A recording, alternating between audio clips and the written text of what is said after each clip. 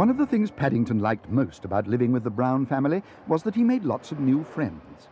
The nicest one of all was Mr. Gruber. Mr. Gruber kept an antique shop in the Portobello Road, and most mornings they had their elevenses together. What Mr. Gruber didn't know about antiques wasn't worth knowing, and to enter his shop was like entering another world. So when he arrived one morning and found that his friend appeared to be washing one of his pictures, he was most surprised. "Don't worry, Mr.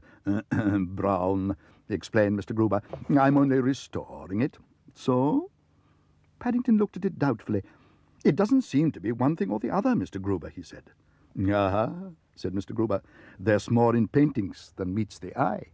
You see, in the old days, Mr. Brown, artists were often so poor they had to do their paintings on top of old canvases. Sometimes if you clean a painting, you find a much more valuable one underneath. Do you realize, Mr. Brown, this could be an old master?" "It looks more like an old mistress to me, Mr. Gruber," said Paddington. Paddington turned the matter over in his mind all the way home, and by the time he reached number 32 Windsor Gardens, he was very thoughtful indeed. Mr. Brown had lots of pictures, and one of them had been standing in the front room for several days now, doing absolutely nothing. "I think," he announced to the world in general, "I may try restoring it for him. I expect he'll like that."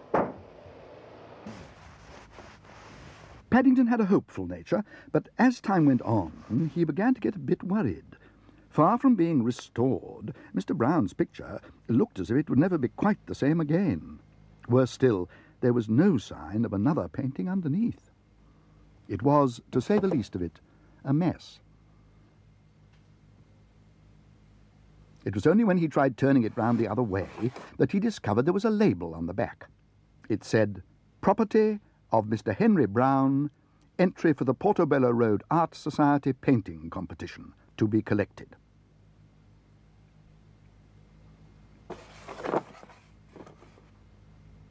Mr. Brown's painting had started out as a study of some boats on a lake. Now it looked more like a storm at sea. Even with real paints, Paddington wouldn't have fancied his chances of repairing the damage, but with only tomato sauce and marmalade to work with, he had a nasty feeling there might well be an even bigger storm before the day was out. Paddington went to bed early that afternoon, suffering from a mysterious attack of something called restoritis. It was a most unusual complaint, which had caused him to come out in red and orange spots. If they looked suspiciously like tomato sauce and marmalade stains, he managed to hide the fact behind a large bowl of calves' foot jelly, Mrs. Bird's recipe for all ills. It wasn't until much later on, when he heard a strange voice downstairs, that he decided to put in an appearance again. "Remarkable use of colour," said the voice. "Most unusual, using marmalade chunks instead of paint." To Paddington's surprise, Mr. Brown's picture was occupying a position of honour in the middle of the room, and on the frame there was a large red rosette.